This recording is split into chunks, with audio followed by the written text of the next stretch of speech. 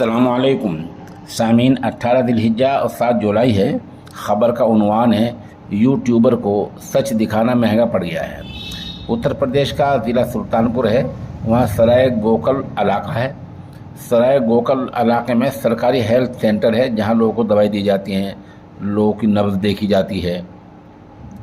इस health centre की video बनाने के लिए यूट्यूबर ललित यादव पहुँचे। हेल्थ सेंटर क्या था? गंदगी का अड्डा बना हुआ था जहाँ गंदगी के अंबार लगे हुए थे और बहुत सारी बेज़ाब्तियाँ खामियाँ थी। यूट्यूबर ललित यादव ने उन सबको अपने कैमरे में कैद किया। इसी दौरान वहाँ मौजूद एहलकार से उनका झगड़ा हो गया। झगड़े के बाद उनको मारा पीटा गया। पुलिस में रिपोर्ट दर्ज कराई गई। हत्या के छेड़छाड़ की रिपोर्ट दर्ज कराई गई। कई संगीन धाराओं के तहत पुलिस ने मुकदमा दर्ज करके यूट्यूबर ललित यादव को गिरफ्तार कर लिया है। इस वाक़े पर अखिलेश यादव ने तशवीश का इजहार किया है और बीजेपी को आड़े हाथों लिया है। उधर यूपी के नायब वज़ीर आला ने मामले की जांच की बात कही है।